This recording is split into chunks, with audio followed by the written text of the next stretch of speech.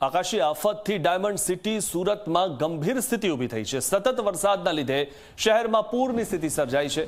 વરસાદી માહોલ વચ્ચે 9 લોકોના મોત થયા છે અને 3 લોકો ઘાયલ થયા છે। ઉધના, લિંબાયત, સચિન સહિતના વિસ્તારો પાણી થઈ ગયા છે। 3 એનડીઆરએફ અને 4 એસડીઆરએફની ટીમ પણ સુરતમાં ફાળવવામાં આવી છે। 3400 લોકોનું રેસ્ક્યુ કરીને સુરક્ષિત સ્થળે ખસેડાયા છે। કોમ્યુનિટી હોલમાં રાખીને પ્રાથમિક સુવિધાઓ અપાઈ રહી છે। તો જે રીતે સુરતની સુરત મેઘરાજાએ બદલી નાખી છે અને ખરાબ કરી નાખી છે, કારણ કે જે પ્રકારે રૌદ્ર સ્વરૂપ મેઘરાજાએ બતાવ્યું સુરતમાં, અને સુરતમાં સતત વરસાદ પડવાને કારણે અને અવિરત વરસાદ પડવાને કારણે જે સ્થિતિ સર્જાઈ છે, કારણ કે જે સુરતમાં સ્થિતિ સર્જાયેલી છે તે થોડાક વર્ષો પહેલાં સુરતમાં જે રીતે પૂર આવ્યો હતો તે સ્થિતિને યાદ કરાવે છે, કારણ કે તે વખતે પણ ઘણા દિવસો સુધી સુરતમાંથી પાણી ઉતર્યું નહોતું અને ત્યારબાદ રોગચાળો ફેલાયો હતો, પ્લેગ ફેલાયો હતો।